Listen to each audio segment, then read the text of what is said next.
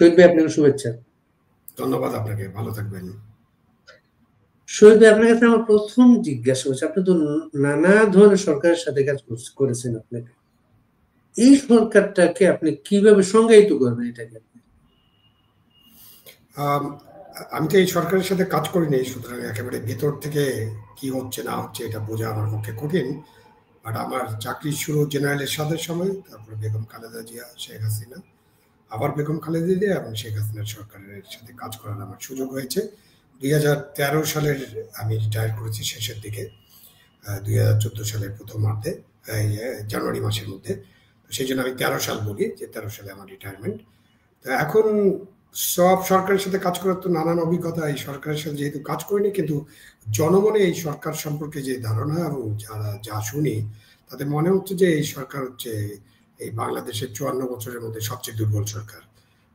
তো বাংলাদেশের 54 বছরে তো আমরা স্বৈরাচারী সরকার দেখেছি, সুতরাং তাদের নিয়ে অনেক আলোচনা আছে, তো তাদের অনেক সমালোচনা আছে, সেই নিয়ে তো আমরা আলোচনা করছি না।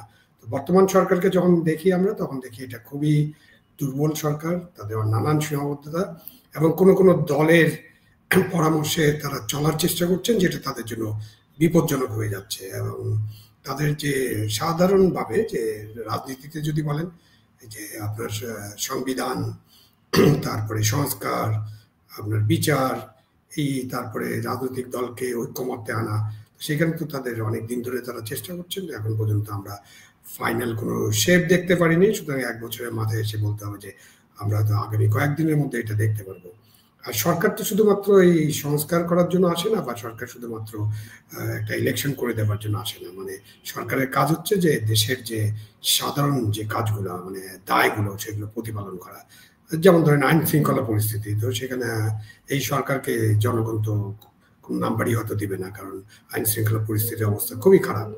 দ্রব্যমূল্য, এটা রমজান মাসে কিছুটা কন্ট্রোলে ছিল, বাট তারপরে দ্রব্যমূল্য যেভাবে বেড়েছে, তাতে আমাদের যে লক্ষ কোটি নিরন্ন মানুষ আছে, যেটার সংখ্যা দারিদ্র সীমার নিচে, প্রায় 7 কোটি মানুষ, তারা খুব কষ্টে আছে এবং আরো মানুষ কষ্টের মধ্যে পড়তে যাচ্ছে। কারণ 28 ভাগ দারিদ্র সীমার নিচে, আরো 18 ভাগ অপেক্ষা করছে আগামী 1 মাসের মধ্যে জয়েন করার জন্য। তো একটা দেশের যদি 28 আর 18, 46% মানুষ যদি দারিদ্র সীমার নিচে অবস্থান করে, তাহলে আপনি বুঝতেই পারছেন যে আমাদের দেশের অর্থনৈতিক অবস্থাটা কি।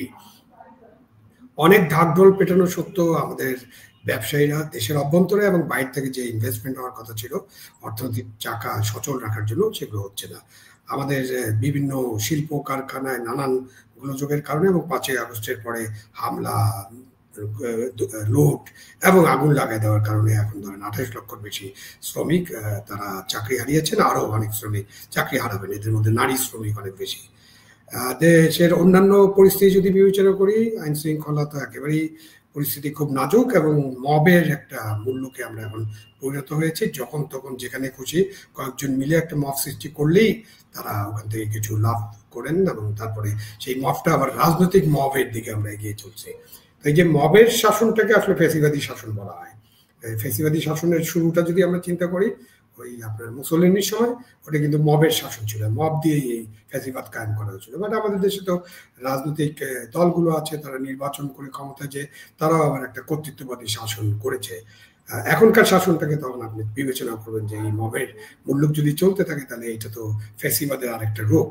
তো এই সব মিলে এই সরকারকে আপনি অনেক সমালোচনা সরকারের, বাট সরকার এখন একটা নির্বাচনের জন্য ঘোষণা দিয়েছে, মানে বিশেষ করে প্রধান উপদেষ্টা Nobel laureate doctor Mohammad Yunus, তিনি গত 5ই আগস্ট যে বক্তব্য রেখেছেন, এবং তারপরও তার দপ্তর থেকে যত বক্তব্য রাখা হচ্ছে, বলা হচ্ছে যে ফেব্রুয়ারি মাসে এই নির্বাচন হবে, এবং এই নির্বাচন বাংলাদেশের জন্য একটা অনিবার্য নির্বাচন। আমাদের নির্বাচনে যেতেই হবে, কারণ অনির্বাচিত সরকার এই দেশটাকে যেভাবে চালানো দরকার, দেশ যেভাবে চলে, সেই দেশটা চলছে না। শহীদ ভাই, আপনি বাংলাদেশের রাষ্ট্রপ্রধান হচ্ছেন রাষ্ট্রপতি। বাংলাদেশ এমন একটা সময় পার করছে, রাষ্ট্রপতির অধীনে নির্বাচিত শপথ নেওয়া সরকার প্রধান রাষ্ট্রপতির সাথে মুখ দেখাদেখিরও সম্পর্ক নেই। সেনাবাহিনী প্রধান সব জায়গায় যাচ্ছেন, এমনকি প্রধান বিচারপতির কাছেও যাচ্ছেন সেনাবাহিনী প্রধান। মার্কিন রাষ্ট্রদূত চাইল্ড অ্যাফেয়ার্স, তিনিও প্রধান বিচারপতির সাথে বৈঠক করছেন। এই নজিরগুলা সামনের দিনে বাংলাদেশ রাষ্ট্রবিজ্ঞানের ছাত্রছাত্রীদের জন্য কি নজির থাকবে এটা? বাংলাদেশ তো এখন একটা বড় সংকটকাল অতিক্রম করছে। আপনি অনেকে ক্রান্তিকাল বলেন, এবং আমরা এই ক্রান্তিকাল তো কয়েকবার দেখলাম। আপনারা, আমার বয়স যেহেতু মোটামুটি কাছাকাছি, আপনিও ক্রান্তিকাল দেখেছেন, সংকট দেখেছেন। বিভিন্ন সংকটের সময় নানান পক্ষ ক্রিয়াশীল হয়ে ওঠে, সুতরাং আমি এগুলোকে এখন একেবারে স্পেশাল অ্যাটেনশন দিচ্ছি না। বাট আপনার প্রথমটা খুব গুরুত্বপূর্ণ, যে আপনি রাষ্ট্রপতির অধীনে আপনি উপদেষ্টা পরিষদ, মানে উপদেষ্টা পরিষদ মানে রাষ্ট্রপতিকেই উপদেশ দেওয়ার জন্য পরিষদ। বাট সেখানে এই শাহাবুদ্দিন সাহেবের ব্যাপারে প্রথম থেকেই আমাদের যে সরকার গঠিত হয়েছে, এবং সরকার যারা গঠন, যারা সরকারকে নিয়োগ দিয়েছেন বা যারা নিয়োগকর্তা, সেই নিয়োগকর্তারা কেউ শাহাবুদ্দিন সাহেবকে রাখতে রাজি নেন। শাহাবুদ্দিন সাহেব যেহেতু শেখ হাসিনার সময় রাষ্ট্রপতি নির্বাচিত হয়েছিলেন, এবং তাকে সেই ফ্যাসিবাদের দোসর বলা হচ্ছে, এবং তাকে সরিয়ে দেওয়ার জন্য তারা অনেক আন্দোলনও করেছেন। বাট রাষ্ট্রপতিকে সরানো সম্ভব হয়নি। ভবিষ্যতে কি হবে আমি জানি না। বাট যখন আপনি এই সরকার রাষ্ট্রপতির এই রেফারেন্স 106 আপনি রেফারেন্স দিয়ে যখন রাষ্ট্রপতির কাছে শপথ নিলেন, তখন একটা স্বাভাবিক সম্পর্ক গড়ে উঠতে পারত, কিন্তু গড়ে উঠে নাই। এটা একটা বিস্ময়কর ব্যাপার, এবং এটা ঠিক মানে সংবিধানের সাথে যাচ্ছে না। তো এখন আপনি সমালোচনা করতে পারেন, বাট এটা তো গড়ে ওঠেনি। এবং এই যে ইউনূস সাহেব যতদিন থাকবেন সেটা গড়ে উঠবে বলে তো মনে হচ্ছে না। সুতরাং এটা আর গড়ে উঠবে না। আমাদের সেনাবাহিনী প্রধান তো 5ই আগস্ট তারিখে এবং তারও আগে, তারও 2 দিন আগে থেকে একটা ভূমিকা নিয়েছেন, যাতে দেশে রক্তপাত বন্ধ হয়, দেশে একটা গৃহযুদ্ধের অবস্থা সৃষ্টি না হয়। তার অনেক সমালোচনা আছে, তিনি তার দায়িত্ব ঠিকমতো পালন করেছেন কিনা এটা নিয়ে আপনি বিতর্ক করতে পারেন। বাট আমি বাংলাদেশের অভ্যন্তরে থেকে যেটা দেখেছি, যে 5ই আগস্টে উনি দাঁড়িয়েছিলেন এই হতাহত না হওয়া, সিভিল ওয়ারের দিকে দেশটা চলে না যাওয়া, আরো কিছু গন্ডগোল না হওয়া, এইসব থেকে রক্ষা করার জন্য তিনি একটা দায়িত্ব নিয়েছিলেন, এবং বিভিন্ন রাজনৈতিক দলকে ডেকেছিলেন। তারা ক্যান্টনমেন্টে গিয়েছিলেন, এবং উনি বলছেন আমি দায়িত্ব নিলাম, এবং তখন উনি ডিক্লেয়ার করেন যে দেশের প্রধানমন্ত্রী চলে গিয়েছেন। সুতরাং তারপরে একটা সরকারের জন্য অপেক্ষা করতে হয়, এবং 8 তারিখে একটা সরকার গঠিত হয়। সুতরাং সেনাবাহিনী প্রধান যে বিভিন্ন জায়গায় যাচ্ছেন, দেখা করছেন, কথা বলছেন, সেনাবাহিনী প্রধান কিন্তু তার ভূমিকাটা খুব স্পষ্ট। উনি কিন্তু ক্ষমতা দখল করেন নাই। ভবিষ্যতে কি হবে এটা আমি জানি না। বাট উনি কোনো ক্ষমতা দখল করে উনি 1-11 করেননি, বা উনি ক্ষমতা দখল করে একটা সামরিক শাসন দেননি। উনি যেটা প্রথম থেকে বলার চেষ্টা করছেন সেটা হলো 18 মাসের মধ্যে একটা নির্বাচন হওয়া দরকার। সেই সময় যখন 5ই আগস্ট মাসে উনি বলেছিলেন যে 18 মাসের মধ্যে একটা নির্বাচন হবে, এবং একটা সরকার গঠিত হতে যাচ্ছে, যে সরকারের প্রধান দায়িত্ব হচ্ছে একটা নির্বাচন করা। আমি যা দেখছি যে উনার যে মুভমেন্ট সবকিছু কিন্তু এখনো নির্বাচন কেন্দ্রিক। উনি আরেকবার বলেছেন যে ডিসেম্বরের মধ্যে একটা নির্বাচন হতে হবে, 1 জানুয়ারি থেকে যেন নির্বাচিত সরকার দায়িত্ব গ্রহণ করতে পারে। এখন অনেক আলাপ আলোচনার ভিত্তিতে তো ডক্টর ইউনূস সাহেব ফেব্রুয়ারিতে নিয়ে গেছেন এই নির্বাচন, যদিও উনি প্রথমে ডিসেম্বর বলেছিলেন, পরে জুন বলেন, তারপরে এপ্রিল বলেছিলেন, লন্ডন বৈঠকের পরে ফেব্রুয়ারি বলেছিলেন, তারপর নানান কানান ঘোষা ছিল, যদি, কিন্তু, এটা হলে ওটা হবে। বাট এখন উনি মোটামুটি ওনার বক্তব্য থেকে বুঝছি যে প্রধান উপদেষ্টার পক্ষ থেকে, অনেক উপদেষ্টা হতে এটা চান না, বাট প্রধান উপদেষ্টার পক্ষ থেকে তারা ফার্ম যে তারা একটা নির্বাচন করবেন। তো সেই কারণে আমি দেখছি যে সেনাবাহিনী প্রধান যাদের সাথে কথা বলছেন, সম্ভবত, আমি তো জানি না ভিতরের খবর, এবং মিডিয়াতে কিন্তু এটা প্রকাশ দেওয়া হয় না, এটা তো প্রিভিলেজ টক, 2 জন কথা বলেছেন, এবং 2 জনের বাইরে কেউ ছিলেন না। সুতরাং ওনারা কারা কথা বলছেন, ভবিষ্যতে সেনাবাহিনী প্রধান যদি একটা বই লেখেন, প্রকাশ করেন, অথবা আমাদের প্রধান বিচারপতি, অথবা রাষ্ট্রপতি, অথবা আমাদের প্রধান উপদেষ্টা, তারা যদি এসব নোট রেখে থাকেন, তাহলে ভবিষ্যতে যখন তারা এইসব করবেন, তখন হয়তো আমরা জানতে পারবো। আমরা তো আমেরিকার মতো না যে একটা 20-30 বছর পরে সব আলোচনা আপনি প্রকাশিত হয়ে যাবে, এবং ওখানে যেটা সিস্টেম আছে যে আপনি যাই আলোচনা করবেন রেকর্ডেড হয়ে যাবে। আপনার এখন অনেক রেকর্ড আমরা দেখতে পারি, ওই যে হেনরি কিসিঞ্জারের সাথে বঙ্গবন্ধু শেখ ডক্টর কামাল হোসেন কি আলোচনা করছিলেন, তখনকার প্রেসিডেন্টের সাথে কি আলোচনা করেছেন, সবকিছু প্রকাশিত হয়ে যায়, আরো অন্যান্য বিষয় প্রকাশিত হয়। আমাদের দেশে তো সেটা হয় না, রেকর্ডও করা হয় না, এবং রেকর্ড রাখা হয় না। সুতরাং আমরা হয়তো কখনই জানবো না যে আসলে কি কি আলোচনা হয়েছিল। যদি তারা কোনোদিন লিখেন বা মুখ খুলেন, তখন হয়তো আমরা জানতে পারবো। বাট আমার কাছে মনে হয় যে ফাইনাল লাইনটা হচ্ছে সেনাবাহিনী প্রধান চাচ্ছেন দেশে একটা নির্বাচন হোক, এবং নির্বাচিত সরকার দায়িত্ব গ্রহণ করুক। যে কারণে যে অনির্বাচিত সরকার, ডক্টর ইউনূসের সরকারের নানান দিক থেকে তাদের যে দুর্বলতা, এটা প্রকাশিত হয়ে গেছে, এবং দেশটা আসলে ভালোভাবে চলছে না। সুতরাং একটা নির্বাচিত সরকার আসলে দেশটা হয়তো ভালো চলবে।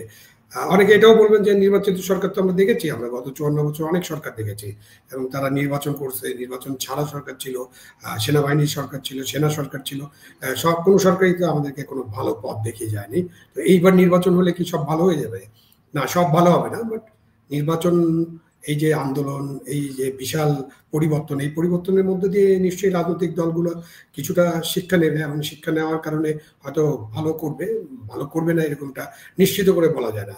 কারণ আমরা 90 গণ অভ্যুত্থানের পরে স্বৈরাচার পতনের পরে ওনাকে স্বৈরাচার বললে এখন আবার অনেকে হাসাহাসি করেন, কারণ তার চেয়ে বেশি স্বৈরাচার ইতিমধ্যে বাংলাদেশের জনগণ দেখেছে। তো তারপরে কিন্তু আমরা প্রথম 10 বছর 91, 96 থেকে 2001 আমরা কিন্তু মোটামুটি ভালো শাসন ব্যবস্থা দেখেছি। সুতরাং ভবিষ্যতের যে নির্বাচিত সরকার ভালো একটা শাসন ব্যবস্থা, সুশাসনের কাছাকাছি একটা ব্যবস্থা, ভালো একটা গণতান্ত্রিক ব্যবস্থা, মত প্রকাশের অবস্থা, এবং যা যা হয়েছে যে গুম খুন আয়নাঘর এইসব থেকে বেরিয়ে যাবেন, সেটা প্রত্যাশা করা যেতে পারে এবং আশা করা যায়। আর সেটা যদি তারা প্রত্যাশা পূরণ করতে না পারেন তাহলে তো আপনি আবার 5 বছর পরে আর একটা ভোট, এবং 10 বছর পরে আপনি যদি ভোট টোটও নষ্ট করেন তাহলে প্রতি 10 বছর 15 বছর পরে এরকম একটা অভ্যুত্থান আপনাকে দেখতে হবে, এবং সেই অভ্যুত্থানের মধ্যে দিয়ে সবকিছু মীমাংসা করার চেষ্টা করা হবে। আপনি সেনাবাহিনী প্রধানকে 5 আগস্টের পর থেকে কি আপনি জিপিএ 5 দেবেন না পাস মার্ক দেবেন? না, এটা তো তার তো কোনো পরীক্ষা বসে নেই, সুতরাং তাকে কেন আপনি জিপিএ 5ও দিবেন বা পাস মার্ক দিবেন কেন? সেনাবাহিনী প্রধান, অনেকে মনে করেন যে সেনাবাহিনী প্রধান আরো কঠোর বা শক্ত হতে পারতেন, তা তিনি খুব নরম মানুষ এটা ফের বলেন। আবার আওয়ামী লীগের পক্ষ থেকে বলা হয় সেনাবাহিনী প্রধান তার যে দায়িত্ব সেই দায়িত্ব পালন করেননি, সুতরাং তাকে নিয়ে নানান সমালোচনা আছে। আমি তাকে যেটা দেখছি সেটা তিনি তার কাজটা করার চেষ্টা করছেন, বাট সেনাবাহিনী প্রধান তো দেশের দায়িত্ব পুরোপুরি নেন নাই। দেশের দায়িত্ব একটা সরকারের কাছে আছে, সুতরাং সরকারের ব্যর্থতার দায়িত্ব তার উপরে চাপানো যাবে না। তবে তার চেষ্টা আছে, তিনি চেষ্টা করছেন। এর মধ্যে তো সেনাবাহিনীর সম্পর্কে নানান কথাবার্তা বলা হয়, ক্যান্টনমেন্টের ইট খুলে নিয়ে যাওয়ার কথা বলা হয়, তার ব্যক্তিগতভাবে তাকে আক্রমণ করে অনেক কথা বলা হয়, একটা গোয়েন্দা সংস্থার হেডকোয়ার্টার উড়িয়ে দেওয়ার কথা বলা হয়। তো এই অনেক কিছু তো আছেই। তো অনেক কিছুর পরে তাদের মুখে যখন শুনি, উনি যখন বলেন এরা বাচ্চা ছেলে, একটু বড় হলে বুঝতে পারবে, তো এইসব বিষয় আছে, অনেক আলোচনা করা যেতে পারে। বাট আমি এখন সেনাবাহিনী প্রধানের যে চেষ্টাটা, সেই চেষ্টাটা উনি চালিয়ে যাক। দেশে একটা গণতান্ত্রিক একটা নির্বাচন হোক, একটা ভালো নির্বাচন হোক, সেখানে আমরা সেনাবাহিনীর একটা সক্রিয় অংশগ্রহণ দেখতে চাই। তাদের গভর্নমেন্টের প্রতি এবং নির্বাচন কমিশনের প্রতি তাদের পূর্ণ সাপোর্ট তারা যদি করেন, তখন মার্কিং করার সময় আসবে। তার আগে তাদেরকে কোনো মার্কস দেওয়া যাচ্ছে না। এখন গণ অধিকার পরিষদের সভাপতি নুরুর উপর হামলার পরে সরকার বলেছে যে তাকে যে যারাই এটা হামলাটা করে থাকুক তাদের বিরুদ্ধে ব্যবস্থা নেওয়া হবে। কারা হামলা করেছে সবাই এটা দেখেছে। সেটা আপনার কি মনে হয় সেটা সম্ভব, এদের বিরুদ্ধে ব্যবস্থা নেওয়া সরকারের পক্ষে? না, অবশ্যই সম্ভব। কেন, আমাদের যে আইন শৃঙ্খলা রক্ষাকারী বাহিনী আছে, বা যখন তারা আইন শৃঙ্খলা রক্ষার দায়িত্ব পালন করেন, তারা কিন্তু একটা তাদের যে কাজটা করবেন সেটা কিন্তু আইনানুগ হতে হবে, এবং বল প্রয়োগও প্রয়োজন হয় অনেক সময়, বাট বল প্রয়োগের একটা মাত্রা থাকতে হবে। সুতরাং এটার যে তদন্ত কমিশন হয়েছে, বিচার বিভাগীয় তদন্ত কমিশন, তার মধ্যে দিয়ে এবং দ্রুত করতে হবে তদন্ত কমিশনের কাজটা যদি শেষ হয়, এবং তখন হয়তো দেখা যাবে যে যারা দায়ী এককভাবে বা যারা গোষ্ঠীগতভাবে দায়ী তাদের বিরুদ্ধে অবশ্যই ব্যবস্থা নেওয়া সম্ভব। এবং ওটা তো আপনার প্রশাসনিক ব্যবস্থা হতে পারে, এবং নূর সাহেব যদি একটা ক্রিমিনাল মামলা করেন সেই মামলাও চলতে পারে, এটা সম্ভব। দলীয় সরকারের সময় এটা সম্ভব না, বাট এখন এটা করা সম্ভব। আর দলীয় সরকারের সময়ও এটা করা সম্ভব, কারণ দলীয় সরকার আছে একটা দেশে, সেই আপনাদের দেশে আছে, সব দেশেই তো দলীয় সরকার আছে। তো তখন যদি কোনো ঘটনা ঘটে, কোনো বাড়াবাড়ি হয়, আইন শৃঙ্খলা রক্ষাকারী বাহিনী যদি অন্যায়ভাবে কাউকে গুলি করে, হত্যা করে বা কাউকে পিটায়, অবশ্যই তদন্ত হয় এবং তদন্ত কিন্তু বিচার হয়। আমরা সেই অবস্থায় যেতে হবে, সম্ভব, এটা একেবারেই সম্ভব যদি সদিচ্ছা থাকে, সরকারের সদিচ্ছা। তবে সরকার যেভাবে 1.5 পৃষ্ঠার একটা বিবৃতি ইস্যু করছে, ওটার প্রয়োজন ছিল না। তারা জাস্ট একটা তদন্ত কমিশন করবে, তদন্ত কমিশনের রিপোর্টের ভিত্তিতে ব্যবস্থা নেবে। কেন, সরকার তো সবার জন্য বিবৃতি ইস্যু করে নেই। সেটাও সরকারের একটা সমালোচনা আছে যে অন্য কাউকে মারধর করা হলে তখন কোনো বিবৃতি নেই, একজনকে মারা হয়েছে তখন বিবৃতি। ওই ঘটনাটা অবশ্যই নিন্দনীয় এবং এটা অন্যায় হয়েছে। একজন রাজনৈতিক নেতাকে এইভাবে শারীরিকভাবে লাঞ্ছিত করা দরকার নেই, প্রয়োজন ছিল না। যদি প্রয়োজন হতো তাকে আপনি গ্রেপ্তার করতে পারতেন, তাকে সরিয়ে দিতে পারতেন। বাট ঘটনাটা কিন্তু আলোচনার দাবি রাখে। কেন, জাতীয় পার্টির অফিসে যে তাদেরকে আপনি এই চেষ্টা করবেন যে তাদের অফিস থেকে বের করে দেওয়ার, বা তাদের অফিসে হামলা করবেন, অফিসে আগুন দিবেন এবং তাদের নিষিদ্ধ করার জন্য, সেখানে তো যাওয়ার দরকার নেই। আপনি নিষিদ্ধ করার দাবি কার কাছে করবেন? যে কোনো দলকে নিষিদ্ধ করার দাবি, এটা রাজনৈতিক অধিকার, আপনি করতে পারেন। এখানে একটা কথা আমি বলতে চাই, যেটা হলো যে একজন নাগরিক হিসেবে আমি মনে করি কোনো দলকে নিষিদ্ধ করা বা কোনো রাজনৈতিক গোষ্ঠীকে নিষিদ্ধ করা কোনো সমাধান নয়। সমাধানটা জনগণের কাছে চেয়ে দেন, জনগণ বিচার করবে, জনগণ তুলনা করবে, এবং তুলনা করে জনগণ ঠিক করবে যে তারা কোন দলকে পছন্দ করে, কোন দলকে পছন্দ করে না। তারপরে যখন আপনি এই দাবি তুলতেই পারেন, দাবি তুলতে তো কোনো অসুবিধা নেই। সেই দাবিটা কার কাছে? সরকারের কাছে। তাহলে তাদের তো জাতীয় পার্টির অফিসের দিকে না যেয়ে বা ওই অফিসের সামনে হট্টগোল না করে তাদের তো সরকার যেখানে থাকেন, মানে সরকার প্রধান যেখানে থাকেন বা যেখানে অফিস করেন সেখানে যাওয়াটা সঙ্গত ছিল। সুতরাং এই বিষয়টা কিন্তু পুরো বিষয় নিয়ে আলোচনা করতে হবে। শুধু একজনের উপরে হামলা হয়েছে বা একটা রাজনৈতিক গোষ্ঠী বা দলের উপর হামলা হয়েছে এবং সেই হামলাতে বাড়াবাড়ি হয়েছে, এই যে এখানে আলোচনা রাখলে হবে না। পুরো জিনিসটা এই তদন্ত কমিশন নিশ্চয়ই এটাও বের করবেন এবং এখান থেকে একটা সিদ্ধান্ত আসা উচিত যে আমরা এইভাবে কোনো রাজনৈতিক দলের অফিসে বা রাজনৈতিক দলের বাসায় বা কোনো রাজনৈতিক নেতার বাসায় যে বা অফিসে যে হামলা করব না। আপনার যা বলার যা করার সেটা আপনি রাজপথে জমায়েত হন, আপনি মানববন্ধন করেন, আরো অনেক কর্মসূচি আছে, সেই সব কর্মসূচির মধ্য দিয়ে আপনার বক্তব্য আপনি প্রকাশ করতে পারেন। আপনি যদি কর্মসূচিটাকে আরেকটু কঠোর করতে চান তাহলে সরকার প্রধান বা সরকারের কাছে সচিবালয়ের কাছে যে দাবি করতে পারেন। দাবি করার অনেক জায়গা আছে, আমরা দেখেছি তো কোন দাবি কোথায় কিভাবে করা যায়।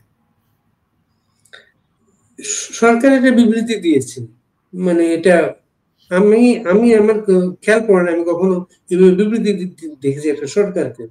প্লাস হচ্ছে একজন উপদেষ্টা সরকারের, তিনি বলছেন সরকারের দায় এড়াতে পারে না।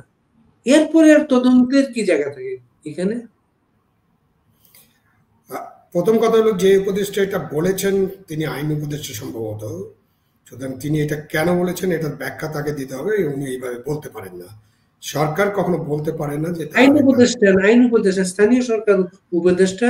হ্যাঁ, তো এখন ধরেন যে তারা যদি এটা বলে থাকেন তাহলে সরকারের দায় এড়াতে পারে না, ওনার সরকারের অংশ, এই দায় তাদের, দায় মাথায় নিয়ে তাদের একটা অন্য কোনো পদক্ষেপ নিতে পারতেন। শুধুমাত্র এরকম হাওয়াই বিবৃতি দিলে তো চলবে না, নাম্বার ওয়ান। নাম্বার টু হলো যে সরকার যে তদন্ত কমিশন করেছে তার আগে যদি বলে দেওয়া হয় যেটা আপনি ইঙ্গিত করছেন বা যেটা আপনি জানতে চাচ্ছেন, তাহলে তদন্ত কমিশন ঠিকমতো কাজ করবে কিনা। তদন্ত কমিশন তারপরেও ঠিকমতো কাজ করতে পারে। যাদের দিয়ে তদন্ত কমিশন করা হবে তারা যদি বিবেকের কাছে দায়বদ্ধ থাকেন, তারা যদি কোনো দলীয় বা কোনো উপদেষ্টার কথা মতো পরামর্শ মতো যদি কাজ না করেন, তারা স্বাধীন এবং স্বাধীনভাবে কাজ করলে তারা স্বাধীনভাবে একটা রিপোর্ট পেশ করতে পারবেন। আমি মনে করি যে এরকম স্বাধীনভাবে রিপোর্ট পেশ করার এখন সুযোগ আছে, বর্তমান সংকটময় পরিস্থিতিতে এই সুযোগটা আছে, সুতরাং তারা সেই কাজটা করতে পারেন। আপনি আপনার বিবেকের দিয়ে বিবেক তাড়িত হয়ে কাজটা করবেন। সরকার যে বড় একটা স্টেটমেন্ট দিয়েছে সেটার ব্যাপারে আমি একটু আগেই বললাম, এরকম বড় স্টেটমেন্ট দেওয়ারও কোনো প্রয়োজন ছিল না। এটা একটা ঘটনা এবং ঘটনাটাকে আপনি নৈর্ব্যক্তিকভাবে দেখবেন, নির্মমভাবে দেখবেন, নির্মমভাবে তদন্ত করবেন। তদন্ত করার পর আপনি কথা বলবেন, আপনি দুঃখ প্রকাশ করতে পারেন। আমিও দুঃখ প্রকাশ করছি, আমি নিন্দাও করি যে তার উপরে যে হামলা হয়েছে এটার আমি নিন্দা করি। এবং এটার জন্য তো মানে সেনাবাহিনী প্রধান দায়ী না, এটার জন্য পুলিশ প্রধান দায়ী না। ওখানে যারা কর্তব্যরত ছিলেন তাদেরকে যারা কমান্ড করেছেন, সম্ভবত এডিসি পর্যায়ের অথবা মেজর বা ক্যাপ্টেন পর্যায়ের কেউ হবেন, তারা যারা কমান্ডে ছিলেন তাদের সাথে কথা বলে এই দায়িত্ব নির্ধারণ করা সম্ভব এবং করা যায়, এটা করতে পারা যায় এবং এটা করা উচিত। এবং এটা করা হলে ভবিষ্যতেও আমরা এরকম দায়িত্ব নির্ধারণের জন্য এই বিভিন্ন তদন্ত কমিটির মাধ্যমে এগোতে পারবো। শুধুমাত্র পলিটিক্যাল রিটোরিকের মধ্যে, রাজনৈতিক কথাবার্তার মধ্যে থাকলে চলবে না, সেটা থেকে বেরিয়ে আসতে হবে। এটাও একটা নতুন দিক উন্মোচন করতে পারে।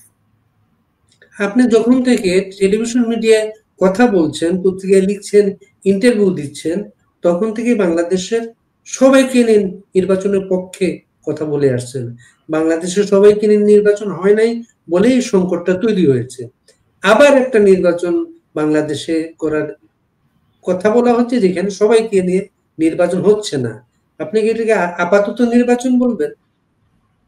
না, আমি আপাতত নির্বাচন বলবো না। আমি এখনো বলবো যে আমরা একটা ইনক্লুসিভ নির্বাচন চাই যাতে সকল দল অংশগ্রহণ করতে পারে। এখন আওয়ামী লীগের বিষয়টা হচ্ছে তাদেরকে নিষিদ্ধ করা হয়েছে, সুতরাং তাদের মার্কা থাকবে না ব্যালট পেপারে বা তারা দাঁড়াতে পারবে না, সেই জন্য আওয়ামী লীগ বাইরে চলে যাচ্ছে। বাট সেই সিদ্ধান্ত আমাদেরকে পুনর্বিবেচনা করার সুযোগ আছে। আপনাকে আরো গভীরভাবে চিন্তা করতে হবে, সকলকে নিয়ে নির্বাচন করতে হবে। সকলকে নিয়ে নির্বাচন না করলে যেটা হবে যে একতরফা নির্বাচন, ওই যে আগের যে নির্বাচনগুলো কথা বলেন 14, 18, 24-এর মতো একটা এই নির্বাচনের ওই একতরফা বা আমাদেরকে অংশগ্রহণ করতে দেওয়া হয়নি, নির্বাচনটা সকলে মিলে হয়নি, এরকম একটা কথাবার্তা হবে যেটা আমাদের এই নির্বাচনের জন্য ভালো হবে না। সেটা একটা জায়গা। আরেকটা জায়গা হলো যে আপনি যারা দোষী, যারা অপরাধ করেছে, যাদের বিরুদ্ধে অভিযোগ আছে, হত্যার অভিযোগ আছে, মনে করেন অনেক হত্যার অভিযোগ তো একেবারে বানানো অভিযোগ, আপনি যাদের বিরুদ্ধে সুনির্দিষ্ট অভিযোগ আছে, আপনার লুটের অভিযোগ আছে, দুর্নীতির অভিযোগ আছে, তাদের আপনি বিচার করেন। ব্যক্তির বিচারের ব্যাপারে আমি একদম স্পষ্ট যে তাদের যদি ক্রিমিনাল দায় থাকে তাহলে তার বিচার হবে এবং বিচারটা সুষ্ঠু এবং ন্যায্য বিচার হতে হবে। এর কারণে কোনো একটা দলকে নির্বাচনের বাইরে রাখবেন, এটা মনে হয় এটা বেশি রিস্ক হয়ে যাবে, চ্যালেঞ্জ হয়ে যাবে। এটা নিয়ে আলোচনা করতে হবে, আরো অনেক আলোচনা করতে হবে, এবং নির্বাচনের আগেই আলোচনা করে এটার একটা পথ খুঁজে বের করতে হবে। সবাই মিলে আলোচনা করছেন, নানা মত দিচ্ছেন, কিন্তু ভোটের মালিক যে, সে ভোটারদের সিদ্ধান্ত নেওয়ার কোনো সুযোগ দেওয়া হচ্ছে না। কিন্তু এটা, এই চাপিয়ে দেয়া বাংলাদেশকে কি স্টেবল করতে পারে? এটা খুবই একটা গুরুত্বপূর্ণ প্রশ্ন, কিন্তু পৃথিবীর কোনো দেশে কি সকল ভোটারের মতামত নেওয়ার কোনো সুযোগ আছে নাকি? হয় না তো। সবসময় জরিপ আছে, এটা হয় না। এটা হয় আপনার তখনই হয় যখন আপনি একটা রাজনৈতিক দল, মানে সুষ্ঠুভাবে রাজনৈতিক দলগুলো যদি চলে, তখন আপনি এটা করতে পারেন। মানে একটা গণতান্ত্রিক প্রক্রিয়ার মধ্যে দিয়ে পৃথিবীর কোনো দেশে কোনোখানেই সকল ভোটারের সাথে, জেলে, তাঁতি, কামার, কুমার, শ্রমিক, চাষি, সবার কাছে মতামত নিয়েই আপনি করবেন, এরকমটা করা সম্ভব না। সুতরাং আমাদের রাজনৈতিক দলগুলো জনগণকে রিপ্রেজেন্ট করে, সেখানে সকল রাজনৈতিক দলকে যদি আপনি নিয়ে কাজ করতে পারেন, তখন আপনি জনগণের কথা বলতে পারেন। সব রাজনৈতিক দল বলে জনগণ এটা চায়, জনগণ সেটা চায়, বাট জনগণের কাছে আসলে কেউ যায় না। আপনাকে এটা ডিসাইড করতে হবে এবং জনগণের কাছে যাওয়াটা কিভাবে হবে। হতে পারে আপনি একটা গণভোট করলেন, কিন্তু বাংলাদেশে গণভোটের অবস্থা এখন, সংবিধানে কিন্তু গণভোট নেই, ওটা আমাদের পরিষ্কার রাখতে হবে। গণভোট করার কোনো সুযোগ নেই। তো বাংলাদেশে দুটো গণভোট হয়েছিল, একটা 1979 সালে, একটা 85 সালে, তখন সামরিক সরকার ছিল। এবং সেই গণভোট কেমন হয়েছে, কি ধরনের রেজাল্ট এসেছে আমরা সবাই জানি। সুতরাং ওগুলো কিন্তু মানে আপনি পলিটিক্যাল রিটোরিক, রাজনৈতিক কথাবার্তা অনেক কিছু বলতে পারবেন। এরকম একটা কথাবার্তা, হ্যাঁ আমার রিক্সাওয়ালার মতামতটা কোথায়, এটা বলতে পারেন, শুনতে ভালো লাগে, বাট ওটা প্র্যাকটিক্যাল না। সুতরাং আপনাকে যা কিছু করবেন আপনি বাস্তব চিন্তা করে করতে হবে। এখন যদি আপনি জনগণের মতামত জানতে চান, তাহলে রাজনৈতিক দলগুলোর মাধ্যমেই জানতে হবে, গোষ্ঠীর মাধ্যমে জানতে পারেন, আপনি অন্যান্য পেশাজীবী মানুষ আছে তাদের মাধ্যমে জানতে পারেন, এবং আপনি আরো লোকাল গভর্নমেন্টে যারা নির্বাচন করেন তাদের কাছেও জানতে পারেন। সুতরাং একটা প্রক্রিয়ার মধ্যে জানা সম্ভব, কিন্তু একেবারে টেকনাফের হিরণ মাঝি আর তেঁতুলিয়ার পাথর শ্রমিক রফিকের কাছে আপনি মতামত জেনে তারপরে সিদ্ধান্ত নেবেন, ওটা করা সম্ভব না। ওটা সম্ভব না, সুতরাং ওইটা একটা রিটোরিক। ওটা দিয়ে আমি পপুলার কথা, আমি এই পপুলার কথার মধ্যে নাই। গণভোট নিয়ে কথা তুললেন আপনি। গণভোট আসলে তিনটা হয়েছে। আরেকটা ভোট হয়েছিল বিচারপতি শাহাবুদ্দিনের ফেরত যাওয়া নিয়ে বিচার বিভাগে। তিনটা গণভোটেই মানুষের অংশগ্রহণ ছিল না। বিচারপতি শাহাবুদ্দিনের মতো একটা চরিত্র এই ধরনের একটা গণভোটের মাধ্যমে তিনি ফেরত গিয়েছেন। আবার গণভোটের কথা বলা হচ্ছে। সেই জন্য বললাম যে গণভোট গুলো আমরা যেগুলো দেখেছি সেগুলো তো কোনো এইটা দিয়ে মানুষের মতামত প্রকাশিত হয়েছে, এটা বলার কোনো স্কোপ নেই। সুতরাং ওইটা আমাদের জন্য কোনো সমাধান না। আর মানুষ তো এমনিতেই ভোট দিতে যেতে চায় না, মানে মানুষের অনেক নানান ধরনের কাজ থাকে। তারপরে যদি আপনি মানুষকে ভোটের কাছে নিতে পারছেন না, আর গণভোট তো অনেক দূরের কথা। আমাদের কোটি কোটি মানুষ যারা ভোটার আছে, 12 কোটি ভোটারের মধ্যে 12 কোটি সবসময় কাজে থাকেন। 10 কোটি মানুষ দিন আনতে পান্তা ফুরায়, তারা জীবন সংগ্রামে লিপ্ত। তাদের কাজ ছেড়ে তারা ভোটের জন্য ওখানে ঘন্টার পর ঘন্টা লাইনে থাকবেন, এটা প্রত্যাশা করা খুব কঠিন। মানে এটা তাদের জন্য বেশি হয়ে যায়। পৃথিবীর অনেক দেশে তো ভোটাররা ভোট দিতে যেতে চায় না। এখন আপনি সেটাকে তাদেরকে আগ্রহী করবেন, এবং রাজনৈতিক যখন পার্লামেন্ট নির্বাচন হয় বা লোকাল গভর্নমেন্ট নির্বাচন হয়, তখন এই নির্বাচনে যারা প্রতিদ্বন্দ্বী প্রার্থী তারা জনগণের কাছে বারবার যায়, জনগণকে রিকোয়েস্ট করে, জনগণকে আনার চেষ্টা করে। এই জন্য এই ভোটগুলোতে আপনি জনগণের পার্টিসিপেশন দেখতে পারেন। তো গণভোট তো কোনো কেউ দায়িত্ব নেয় না, সুতরাং সেখানে পার্টিসিপেশন হয় না, এবং ওটা দিয়ে কোনো রেজাল্ট যেটা আমরা দেখি সেই রেজাল্টের কোনো মূল্য নেই আসলে। ওটা জনগণের আশা আকাঙ্ক্ষাকে প্রকাশ করে না, এটা তো সত্যি কথা। দেশের আইন শৃঙ্খলা পরিস্থিতি সবাই জানেন, সংক্ষেপে যাচ্ছি, সবাই জানেন, আমরা সবাই আইন শৃঙ্খলা পরিস্থিতি, এবং এই আইন শৃঙ্খলা পরিস্থিতিতে ইলেকশন করার চিন্তা করা হচ্ছে। প্লাস হচ্ছে এমন একটা ইলেকশন করা হচ্ছে আওয়ামী লীগ জাতীয় পার্টির মতো দুটা দলের ভোট ব্যাংক মাইনাস রেখে। আপনি কি মনে করেন, আইন শৃঙ্খলা পরিস্থিতি কি আশা করা যায় স্বাভাবিক থাকবে? এখন পর্যন্ত যতটুকু বুঝতে পারছি যে জাতীয় পার্টিকে নিষিদ্ধ করার যে দাবি আছে, ওই দাবি অনুসারে সরকার কোনো পদক্ষেপ নেবে বলে মনে হচ্ছে না। আপনি এরকম ভাবে বিভিন্ন পার্টিকে নিষিদ্ধ করবেন, নিষিদ্ধের ব্যাপারে একদম পরিষ্কার কথা যে নিষিদ্ধ করে কোনো লাভ হয় না। কেন এর আগে তো জামাতকে নিষিদ্ধ করা হয়েছিল, কি লাভ হয়েছে? জামাত তো আরো স্ট্রং হয়েছে।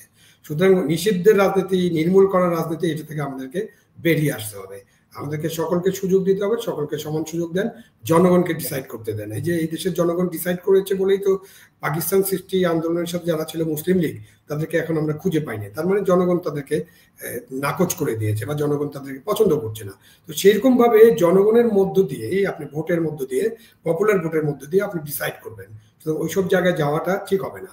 আর আপনি জাতীয় পার্টিকে, আমার মনে হয় জাতীয় পার্টিকে নিষিদ্ধ করার কোনো সুযোগ নেই। কেননা আওয়ামী লীগের বিরুদ্ধে আপনি যে সমস্ত অভিযোগ আনছেন, সব অভিযোগ আপনি জাতীয় পার্টির বিরুদ্ধে আনতে পারবেন না, কারণ জাতীয় পার্টি তো 24 সালে সরকার পরিচালনার সাথে যুক্ত ছিল না, সুতরাং সরকারেও ছিল না। সুতরাং জাতীয় পার্টি যে বাড়াবাড়ি হয়েছে, যে হাজার মানুষ নিহত হয়েছে, তাদের দায় দায়িত্ব জাতীয় পার্টির উপর চাপানো সম্ভব হবে না, অযৌক্তিক হবে এবং এটা বিশ্বাসযোগ্য হবে না।